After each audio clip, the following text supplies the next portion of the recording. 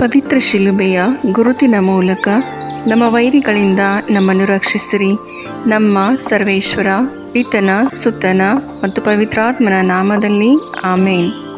ಓ ಯೇಸುವಿನ ಪವಿತ್ರ ಹೃದಯವೇ, ಸಂತ ಕನ್ಯಾಮರಿಯಮ್ಮನವರ ನಿಷ್ಕಳಂಕ ಹೃದಯದ ಮೂಲಕ ಮತ್ತು ನಿಮಗೆ ಅತಿ ಪ್ರಿಯರಾದ ಸಂತ ಜೋಸೆಫರ ಮಧ್ಯಸ್ಥಿಕೆಯ ಮೂಲಕ ನನ್ನ ಇಂದಿನ ದಿನವನ್ನು, ಎಲ್ಲ ಕೆಲಸ ಕಾರ್ಯಗಳನ್ನು, ವಿದ್ಯಾಭ್ಯಾಸವನ್ನು, ಪ್ರಯಾಣವನ್ನು, ಇಂದಿನ ಅನುಭವಗಳನ್ನು, ಆರೋಗ್ಯವನ್ನು, ನನ್ನ ಕುಟುಂಬದ ಸದಸ್ಯರನ್ನು, ಬಂಧು ಮಿತ್ರರನ್ನು, ನೆರೆಹೊರೆಯವರನ್ನು, ನಾನು ಸಂಧಿಸುವ ವ್ಯಕ್ತಿಗಳನ್ನು ನಿಮಗೆ ಅರ್ಪಿಸುತ್ತೇನೆ.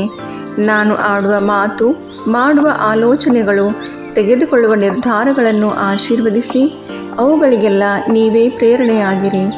ಇಂದಿನ ದಿನ ನಿಮ್ಮ ಸುರಕ್ಷತಾ ಕವಚವನ್ನು ನನ್ನ ಮೇಲೆ ಇರಿಸಿ ಸಕಲ ಕೇಡುಗಳಿಂದ ನನ್ನನ್ನು ಕಾಪಾಡಿರಿ. ದಿನದ ಪ್ರತಿ ಗಂಟೆಯಲ್ಲಿಯೂ ನನ್ನೊಂದಿಗೆ ಇದ್ದು ನನ್ನನ್ನು ಕೈ ಹಿಡಿದು ನಡೆಸಿರಿ. ಆಮೇನ್. ಸಂತ ಲೂಕನು ಬರೆದ ಸುಸಂದೇಶದಿಂದ ವಾಚನ. ಅನ್ಯಾಯದ ಧನದ ಮೂಲಕವಾಗಿ ನಿಮಗೆ ಸ್ನೇಹಿತರನ್ನು ಮಾಡಿಕೊಳ್ಳಿರಿ. ಹೀಗೆ ಮಾಡಿದರೆ ಅದು ನಿಮ್ಮ ಕೈ ಬಿಟ್ಟು ಹೋದಾಗ ಅವರು ನಿಮ್ಮನ್ನು ಶಾಶ್ವತವಾದ ವಾಸಸ್ಥಾನಗಳಲ್ಲಿ ಸೇರಿಸಿಕೊಳ್ಳುವರು ಎಂದು ನಾನು ನಿಮಗೆ ಹೇಳುತ್ತೇನೆ.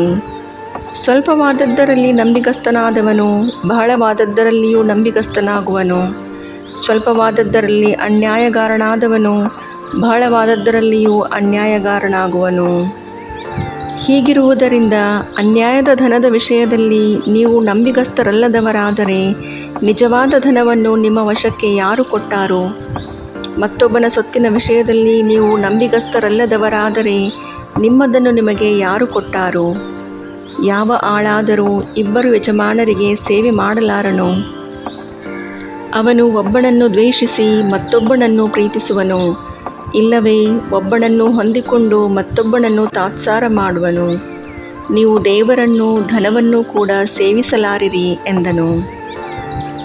ಫರಿಸಾಯರು ಈ ಮಾತುಗಳನ್ನೆಲ್ಲ ಕೇಳಿ ತಾವು ಹಣದಾಶೆಯುಳ್ಳವರಾದದ್ದರಿಂದ ಹಾಸ್ಯ ಮಾಡಿದರು. ಆಗ ಆತನು ಅವರಿಗೆ ಹೇಳಿದ್ದೇನೆಂದರೆ, ಮನುಷ್ಯರ ಮುಂದೆ ನೀತಿವಂತರೆಂದು ತೋರಿಸಿಕೊಳ್ಳುವವರು ನೀವು, ಆದರೆ ದೇವರು ನಿಮ್ಮ ಹೃದಯಗಳನ್ನು ತಿಳಿದುಕೊಂಡಿದ್ದಾನೆ.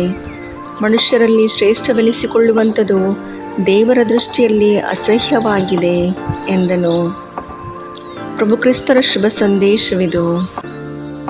ಚಿಂತನೆ: ಇಹಲೋಕದ ಜನರು ಚಾಣಾಕ್ಷರಾಗಿರುವಂತೆ ಯೇಸುವಿನ ಹಿಂಬಾಲಕರೂ ಸಹ ಬುದ್ಧಿಜೀವಿಗಳಾಗಿರಬೇಕೆಂದು ಇಂದಿನ ಸುಸಂದೇಶವು ತಿಳಿಸುತ್ತದೆ.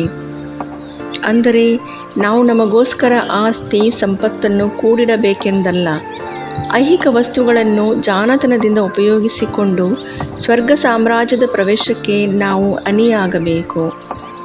ನೀವು ದೇವರನ್ನೂ ಧನವನ್ನೂ ಕೂಡ ಸೇವಿಸಲಾರಿರಿ ಎಂದು ಯೇಸು ಹೇಳುತ್ತಾರೆ. ಬೇರೆಯವರ ಮುಂದೆ ನಮ್ಮ ನೀತಿಯನ್ನು ಪ್ರದರ್ಶಿಸುವುದಕ್ಕಿಂತ ನಮ್ಮ ಹೃದಯಗಳನ್ನು ಅರಿತಿರುವ ದೇವರ ದೃಷ್ಟಿಯಲ್ಲಿ ಒಳ್ಳೆಯ ಮಕ್ಕಳಾಗಿ ಜೀವಿಸಲು ಪ್ರಯತ್ನಿಸಬೇಕು. ಪ್ರಾರ್ಥಿಸೋಣ. ಪ್ರೀತಿಯ ತಂದೆಯೇ, ಹಲವಾರು ಸಾರಿ ನಮ್ಮ ಹತ್ತಿರವಿರುವುದೆಲ್ಲವೂ ನಿಮ್ಮ ಕೊಡುಗೆ ಎಂಬ ಸತ್ಯವನ್ನು ಮರೆತು ಲೌಕಿಕ ಸಂಪತ್ತು, ಆಶಾಪಾಶಗಳಿಗೆ ಸಿಲುಕಿಕೊಂಡು ಸ್ವಾರ್ಥಿಗಳಾಗಿ ವರ್ತಿಸುತ್ತೇವೆ. ನಮ್ಮನ್ನು ಕ್ಷಮಿಸಿರಿ.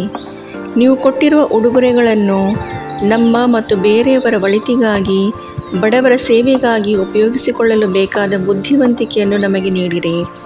ನೀವೊಬ್ಬರೇ ಅಧಿಪತಿಯು ಎಂದು ಅರಿತು ಇಹಲೋಕದ ಚಿಕ್ಕ ವಿಷಯಗಳಲ್ಲಿ ಪ್ರಾಮಾಣಿಕರಾಗಿರಲು, ಆ ಮೂಲಕ ನಿಮ್ಮ ರಾಜ್ಯದ ನಿಜವಾದ ಐಶ್ವರ್ಯಕ್ಕೆ ಬಾಧ್ಯಸ್ಥರಾಗಲು ನಿಮ್ಮ ಆತ್ಮರನ್ನು ನಮ್ಮ ಮೇಲೆ ಸುರಿಸಿ ನಮ್ಮನ್ನು ಸರಿಯಾದ ಮಾರ್ಗದಲ್ಲಿ ನಡೆಸಿರಿ.